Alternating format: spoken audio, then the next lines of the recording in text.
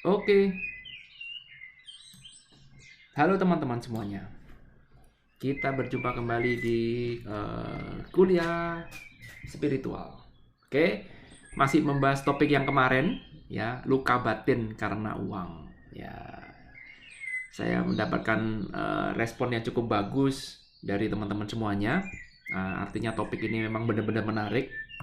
Jadi gimana ya?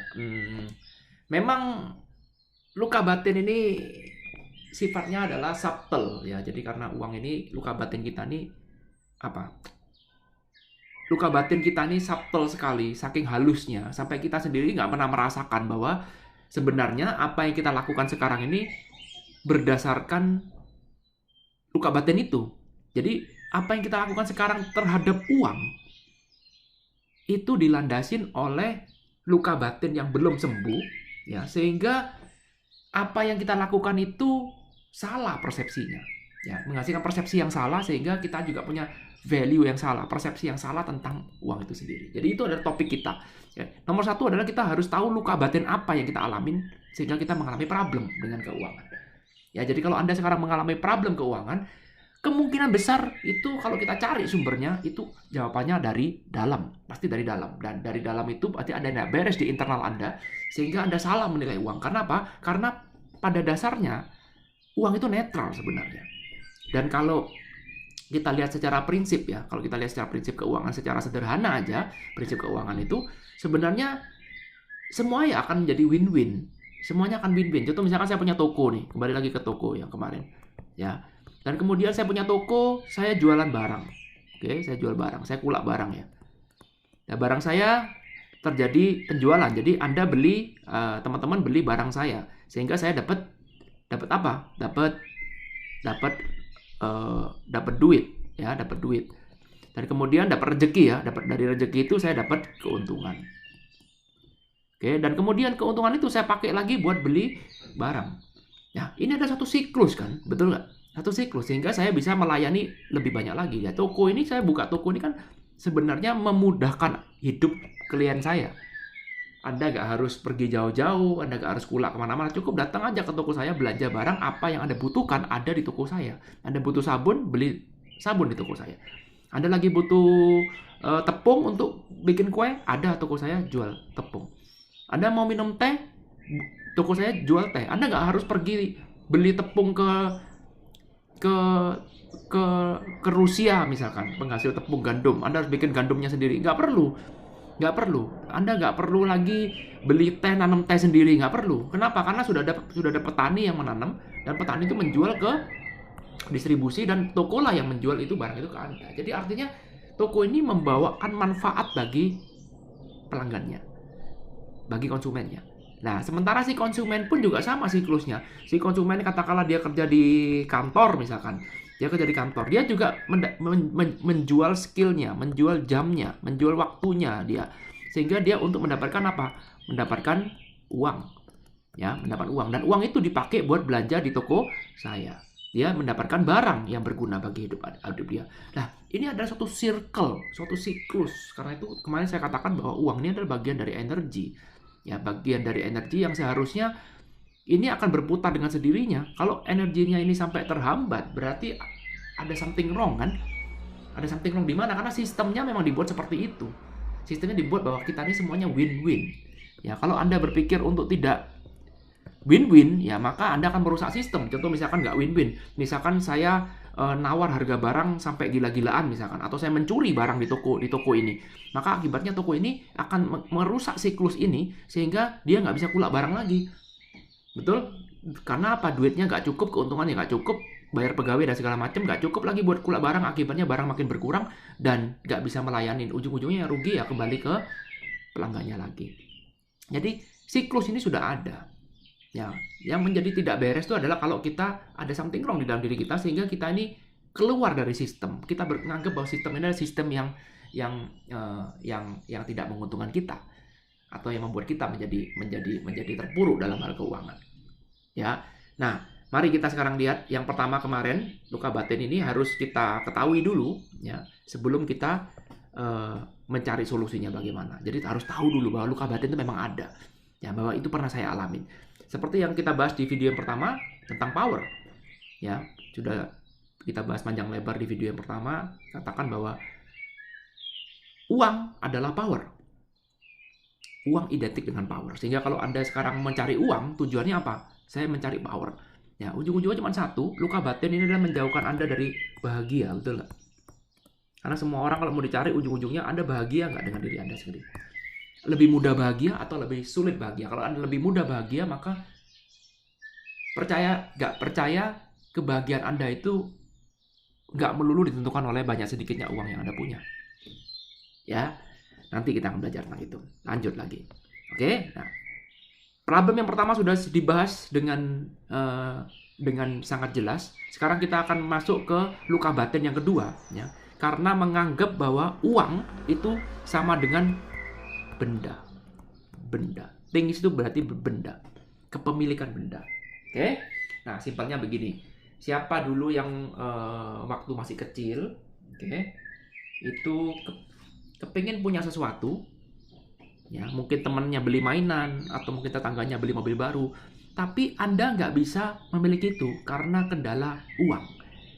Karena orang tua Anda nggak mampu memberikan itu, dan ada satu rasa bahwa saya ini menjadi apa ya? Menjadi inferior, ya, menjadi inferior. Ya, things, kita bahas tentang things di sini ya. Kita bahas tentang things. Ya, menjadi inferior karena apa? Karena saya tidak bisa memiliki benda itu, tidak bisa memiliki apapun itu, ya. Sehingga saya menjadi minder. Jadi benda ini adalah penentu Anda untuk menjadi bahagia. Ya, jadi kalau sekarang uang tujuannya kalau mau jadi bahagia, maka saya harus memberikan benda sesuatu.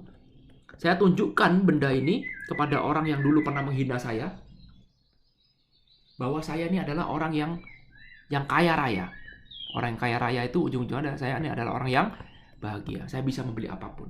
Jadi bagi dia ini adalah uang ini adalah apa ya? Benda. Kepuasan saya adalah kalau saya bisa membelikan sesuatu. Ya. Kebahagiaan saya ditentukan oleh benda. Jadi uang ini digunakan untuk apa? Untuk memuaskan saya untuk membeli benda. Wah, maksudnya ya. Dan ini adalah satu traumatik. Dasarnya dari mana? Dari trauma di masa kecil. Kenapa? Karena pada saat itu saya kepingin membeli sesuatu. Teman saya misalkan beli mainan baru, saya nggak bisa beli mainan baru. Maka akibatnya apa? Saya jadi nggak bahagia. Dan saya mau menebus rasa itu, dendam, ya, ini dampak negatifnya, akan timbul suatu dendam. Ya. Dendamnya adalah apa? Oh, kamu tak tunjukkan ya. Tak tunjukkan bahwa saya bisa membeli. Bahwa sekarang saya bisa. Akibatnya apa? Karena dulu waktu kecil suka merasa kecewa karena orang tuanya tidak cukup duit untuk memenuhi apa yang dia inginkan, ya, biasanya benda, tapi bisa juga sekarang banyak hal, ya, bisa juga karena liburan, ya, mungkin tetangganya liburan pergi ke Jepang, ke Disneyland, ada satu rasa bahwa aduh, kok orang tua saya kok nggak bisa ngebawa saya ke luar negeri ya, ya, timbul satu dendam. Temennya baru beli iPhone baru, beli iPad baru, beli komputer baru, beli laptop baru. Duh, saya kok nggak bisa ya, nggak bisa beli ini ya. Timbul satu dendam, ya, di dalam hati. Timbul satu dendam, di mana ini tuh adalah hal yang negatif, ya. Sehingga dia bekerja keras setengah mati, banting tulang. Tujuannya adalah untuk membeli benda supaya bahagia. Dan kalau sudah benda itu dipunyain, maka benda itu harus segera dipamerkan, betul? Ditunjukkan, entah lewat media sosial, entah lewat siapapun, pokoknya saya mau pamer. Lihat mobil saya, lihat liburan saya. Ya, sekarang pamer jauh lebih mudah karena sudah punya medsos. Ya. Jadi kalau Anda lihat karakter seperti ini, ya, ini apa ya? Orang-orang yang hobi pamer ini karena apa? Kenapa sih dia hobi pamer? Memamerkan. Kenapa Anda memamerkan? Karena sebenarnya deep down di dalam dirinya ada satu rasa kekurangan, betul? Orang yang berlimpah itu nggak mungkin pamer, ya. Orang yang berlimpah nggak mungkin pamer. Kenapa? Karena kalau apapun yang berlimpah itu akan membawa Anda menuju satu titik yang disebut dengan titik biasa. Nggak mungkin pamer. Ya, contoh sederhana gini. Saya sudah punya istri. Oke? Berarti saya sudah mencapai kan? Saya sudah memiliki. Saya nggak pernah mempertanyakan apakah saya sudah punya istri apa belum. Nggak pernah mempertanyakan itu. Ya, dan saya juga nggak akan memamerkan ini loh istri saya, ini loh istri saya. Kalau saya memamerkan istri saya berarti something wrong. Mungkin yang saya pamerkan itu bukan istri saya. Ya, karena itu saya itu ketika saya sudah biasa, bahkan saya masuk dalam satu zona yang disebut dengan zona abundance kan, betul? Jadi kalau sekarang saya contoh juga gini, kalau sekarang saya laki-laki, ya belajar sama Lucinta Luna kemarin ya. Kalau saya laki-laki, ya, saya nggak perlu memamerkan apapun yang menunjukkan bahwa saya laki-laki, nggak perlu. Orang lain nggak percaya bahwa saya laki-laki, ya itu urusan kamu. Saya nggak perlu sampai meyakinkan kamu bahwa saya ini laki-laki. Paham maksudnya ya? Ya, jadi ketika orang yang suka pamer, ya dia mempunyai satu kebutuhan untuk memamerkan apa yang menurut dia layak untuk dipamerkan, itu sudah suatu indikator bahwa sebenarnya di dalam dirinya itu ada satu lack, ada satu kekurangan. Dan rasa kekurangan inilah yang menghambat Anda untuk menjadi bahagia. Of course. Anda semakin kekuranganmu makin banyak, maka Anda semakin sulit untuk menjadi bahagia. Dicatat itu. Semakin banyak kekuranganmu, kurang ini, kurang itu, makin sulit untuk jadi bahagia. Makin sulit. Ya, dan pamer ini, kalau kita telusuri lagi kenapa kok pamer ini suatu penyakit sebenarnya. Ya, tapi kalau Anda perlu pamer, kalau mau cari secara psikologisnya, penyakitnya diakibatkan karena apa? Ya karena luka batin ini. Luka batin ini karena dulu ketika masa kecilnya atau entah kapan itu pernah mengalami satu kekecewaan yang besar, pernah merasa menjadi inferior dan dia tidak menerima dengan inferiornya itu. Dan dia ingin menunjukkan bahwa sekarang menjadi superior. Sekarang sudah nggak lagi menjadi orang kecil. Ya, sekarang saya jadi orang besar. Dengan cara apa? Memamerkan benda. Karena pada saat itu yang membuat dia jadi inferior itu adalah benda. Dan benda ini bisa bermacam-macam, bisa mobil, bisa barang elektronik dan segala macam. Pokoknya apapun yang diidentikan dengan dia bahwa benda itu adalah kebahagiaan. Dan ini tuh sebenarnya menghambat Anda untuk mencari uang. Kenapa? Karena begitu Anda nggak punya duit, ya, maka Anda nggak ada lagi dipamerkan, maka membuat diri Anda menjadi stres. Stresnya bukan karena nggak punya uang, bukan, tapi karena nggak ada lagi benda yang bisa Anda pamerkan. Ya. Jadi uang bagi dia ini identik dengan benda. Kalau tadi di yang pertama uang identik dengan kekuasaan.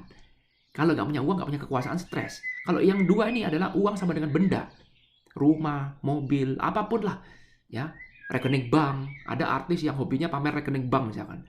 Ya, apa kabar bro? Ya aman pak, rekening saya masih banyak. Nah sih.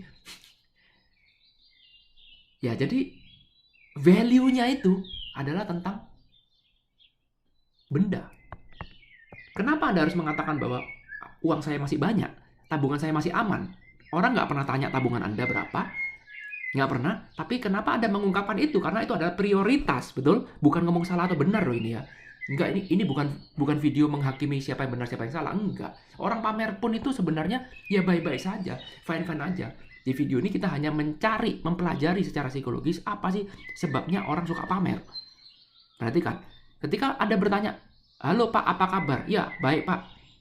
Rekening saya masih cukup kok. Tabungan saya masih aman. Lah, berarti itu kan prioritas. Prioritasnya adalah bahwa benda saya masih aman. Bahwa saya ini masih safe. Kenapa? Karena uang saya masih cukup. Nah, perhatikan. Itu akan menghambat, itu akan menjadi satu luka batin. Anda tidak ringan langkah Anda karena ada satu luka batin. Ya, luka batin ini sangat-sangat subtle, sulit. Tapi kalau kita mempelajari perkataan orang, tingkah laku orang, itu kan kelihatan apa sih yang menjadi luka batin dia. Kelihatan. Ada orang yang sukanya pamer apa aja ada. Misalkan pamer liburan misalkan. Atau pamer kebahagiaan. Ya seolah-olah pamer kebahagiaan itu biasanya saya makan di kafe. Wah, pamer. Bukan ngomong pamer. Show off itu apa ya? Bukan satu hal yang jelek. Tetapi itu ada satu program. Kita tidak ngomong itu jelek apa enggak ya. Perhatikan sekali lagi, ini bukan untuk menghakimi ya, enggak. Cuma itu ada suatu program. Pertanyaan simpel sederhana adalah, kalau Anda sekarang nggak menyadari program itu, maka itu akan mengganggu kebahagiaan Anda. Anda akan makin sulit kenapa? Karena satu hal yang Anda pamerkan itu secara tidak langsung menunjukkan bahwa Anda itu nggak bener-bener memiliki itu. Ya, sekali lagi belajarnya sama Lucinta Luna. Ya, Lucinta Luna mati-matian menyatakan bahwa dirinya sudah jadi perempuan.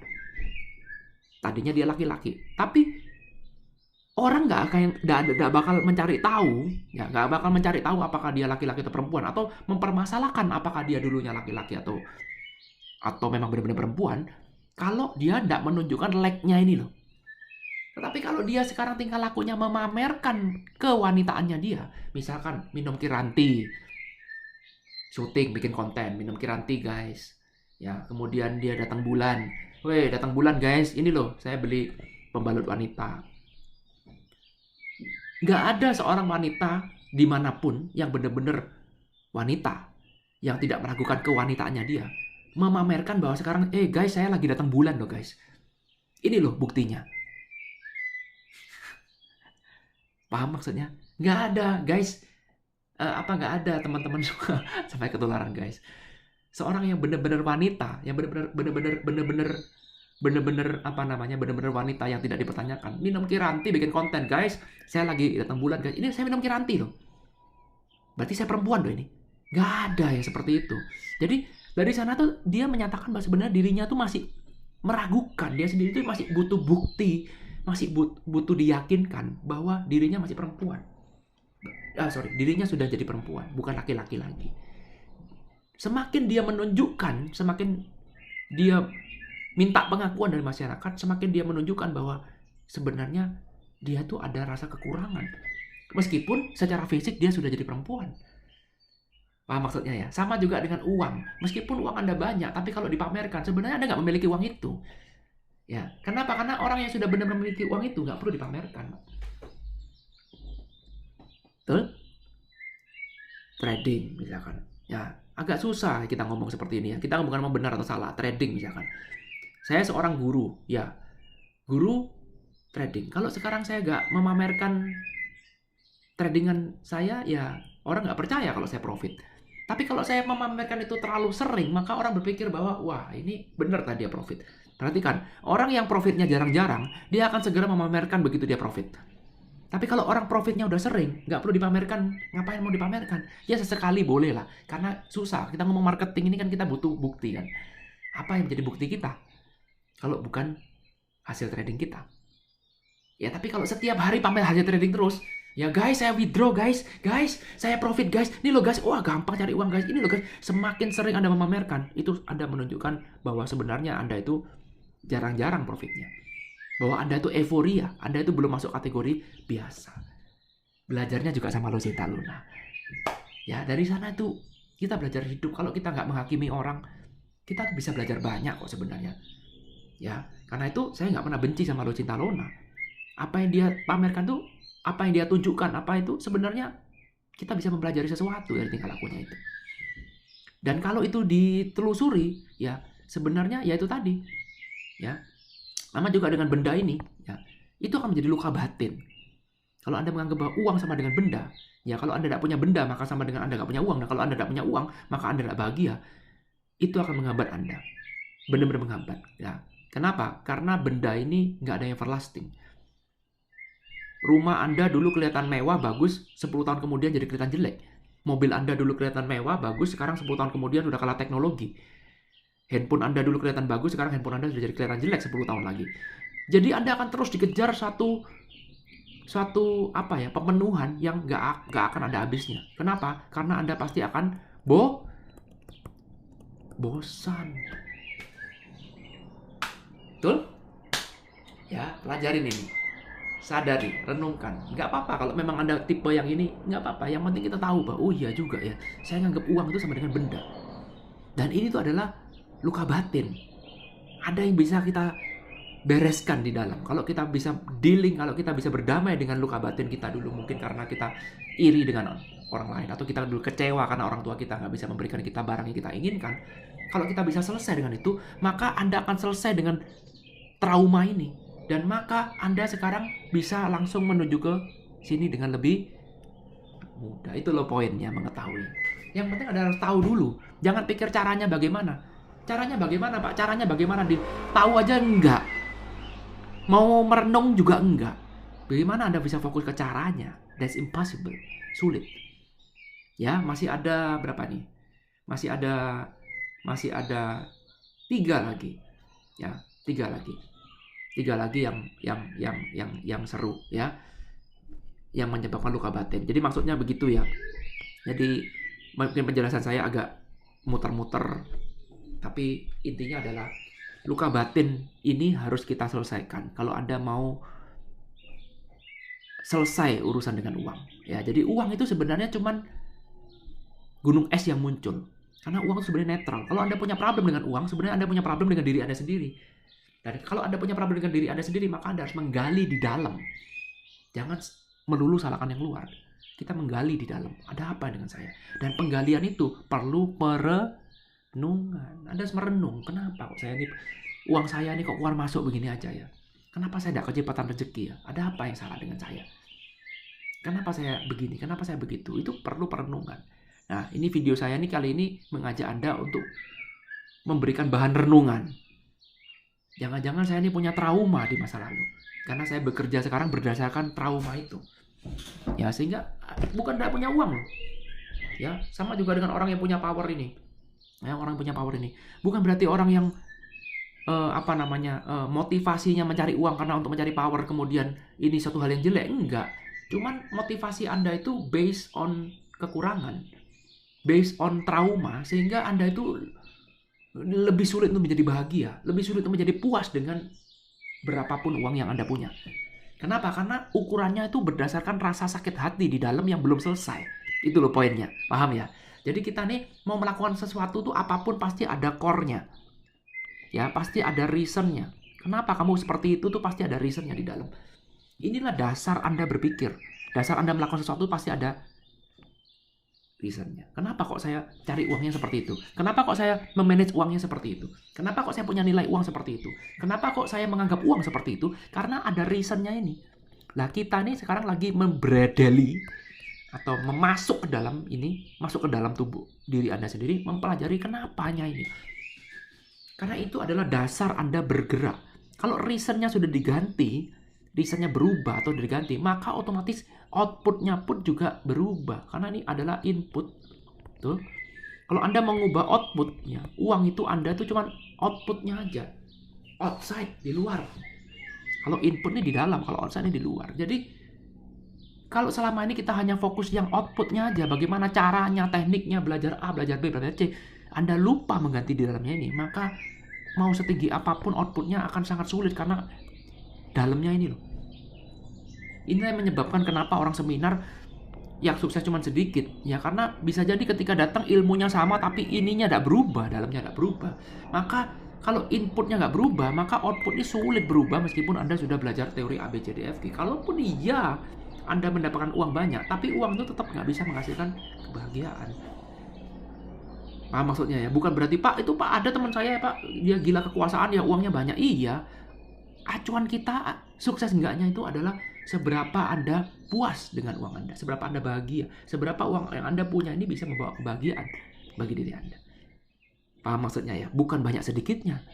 Selama ini guru-guru motivasi itu fokusnya adalah banyak sedikitnya uang yang Anda cari, itulah sukses Anda. Semakin banyak uang yang Anda punya, semakin sukses. Ya kalau memang itu parameternya, kenapa ada artis bunuh diri? Kenapa ada orang kaya lompat dari gedung, pakai obat tidur, stres, depresi, narkoba, padahal uangnya segitu banyak? Ya inilah jawabannya. Jadi outputnya boleh aja setinggi langit, uangnya setinggi langit, tapi kalau inputnya nggak dirubah, Anda tetap minum obat penenang meskipun uangnya banyak. Anda tetap merasa depresi meskipun uangnya banyak. Anda tetap pakai narkoba meskipun uangnya banyak. Aneh kan? Aneh. Tapi itu faktanya begitu.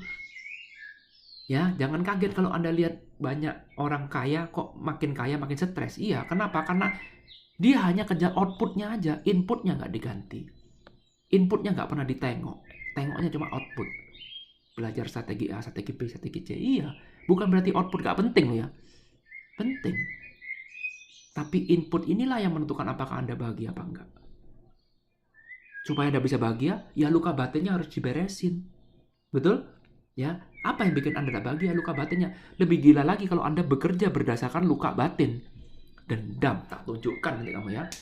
Dulu saya bilang nggak punya, dulu saya bilang dibilang orang miskin karena saya nggak bisa beli TV. Sekarang tak tunjukkan TV saya 100 inch. Wah, keluaran terbaru.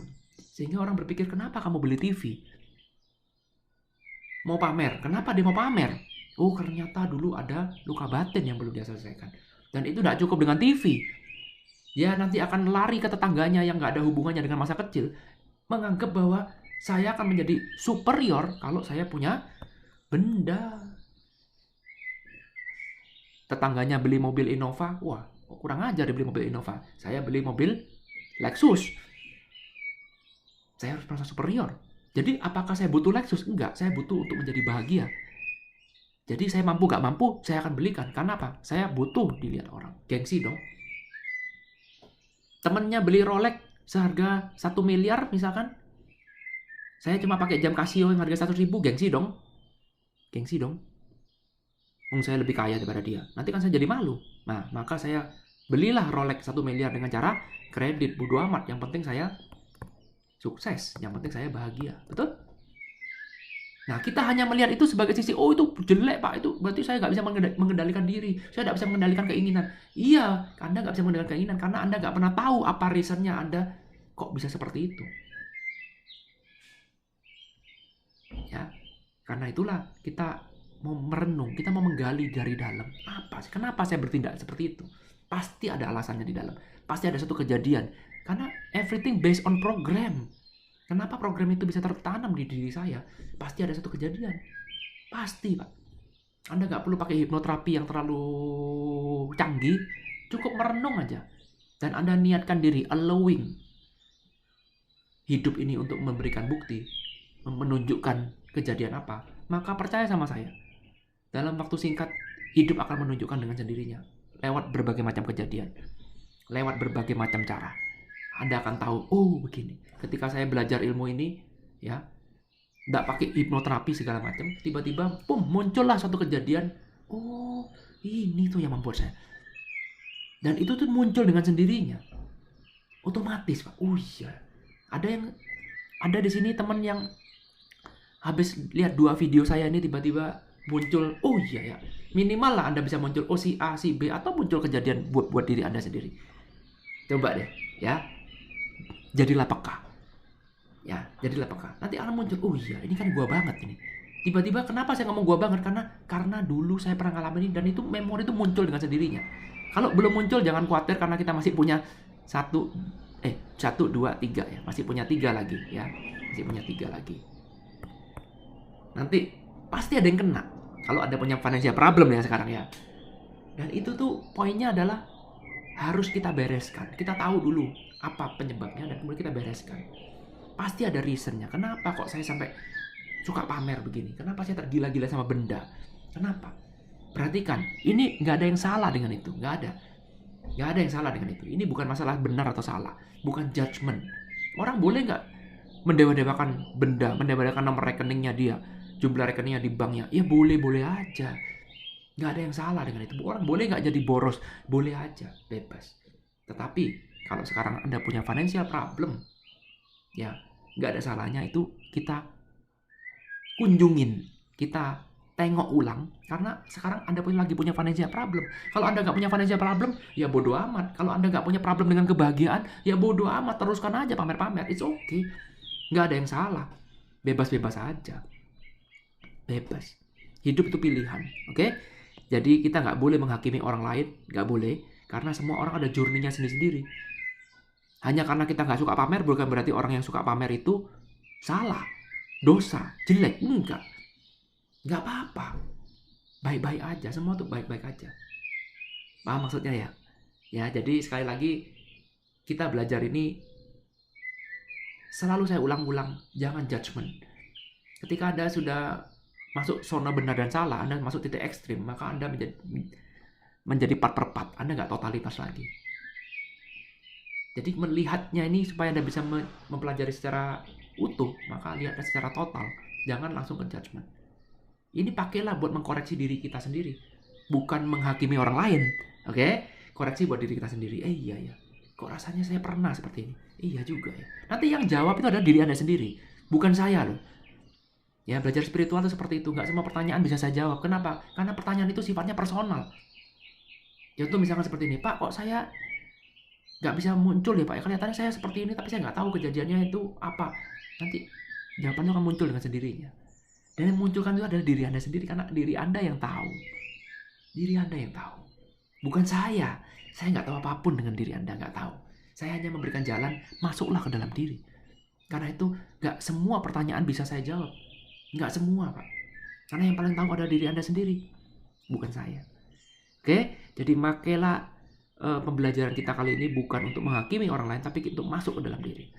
Tanyalah pertanyaan, nggak perlu harus tanya ke orang lain. Tanyalah pada diri Anda sendiri. Allowing, izinkan hidup ini memberikan jawabannya. Nanti jawaban itu akan muncul entah dari mana. Entah dari mana. Anda yang tahu, yang pernah mengalami ini pasti setuju dengan saya. Gak semua tuh jawaban muncul dari seorang guru, seorang motivator. Gak semua muncul seperti itu. Kadang-kadang, oh gini tuh maksudnya. Itulah sebabnya kenapa Ho'oponopono kita belajarnya tidak melulu dengan Ho'oponopono. Kenapa? Karena dari ilmu ini kita bisa belajar, seperti ini tuh nyata konsep 100% responsible. Ujung-ujungnya Ho'oponopono juga. Cuman kita gak jadi fanatik dengan Ho'oponopono. Karena itulah saya nggak pernah buat sertifikasi Ho'oponopono. Buat apa? Nggak ada guna. Karena pembelajarannya itu nggak ada batas. Anda boleh belajar ilmu apapun. Anda boleh belajar aliran apapun. Nggak harus fanatik dengan Ho'oponopono. Nanti ujung-ujungnya Anda akan bilang, iya Pak, ujung-ujungnya ya Ho'oponopono juga ya. Iya. Tapi itu kan beda. Pemahamannya sudah bukan doktrin lagi. Sudah bukan dogma. Tapi adalah kesadaran levelnya.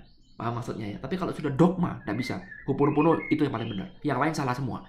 Pokoknya harus Ho'oponopono. Wah, itu udah dogma. Kalau dogma itu kualitasnya lebih rendah. Akhirnya menimbulkan fanatisme berlebihan. Fanatisme sifatnya sempit. Ya, sekarang ini kita bebas. Freedom. Nah, nanti kita akan masuk ke freedom. Oke? Freedom nanti kita akan masuk ke freedom. Masih banyak pembahasan kita. Kenapa tentang uang? Karena memang kita sehari-hari dengan uang. Jangan anti dengan uang. Jangan bilang bahwa uang itu tidak spiritualis, enggak juga. Salah besar. Uang itu netral kok. Kitalah yang memberikan arti, kita yang memberikan makna tentang uang itu. Ya, perhatikan sekali lagi, uang itu netral. Berarti kalau Anda sekarang punya problem dengan uang, artinya apa? Artinya Anda punya problem dengan diri Anda sendiri. Betul? Buktinya apa? Buktinya Anda nggak bahagia dengan uang Anda sekarang. Renungkan itu. Oke? Sampai ketemu di video kita selanjutnya, di mana kita akan membahas tentang freedom. Makin seru pembahasan kita. Komen-komen di bawah, sharingkan pengalaman Anda, sharingkan pendapat Anda tentang video ini. Anda boleh komen apapun di bawah, nggak ada benar, nggak ada salah. Anda mau sharing apapun juga boleh. Oke? Sampai ketemu di video selanjutnya. Terima kasih sudah menonton video ini. Thank you, I love you. Bye.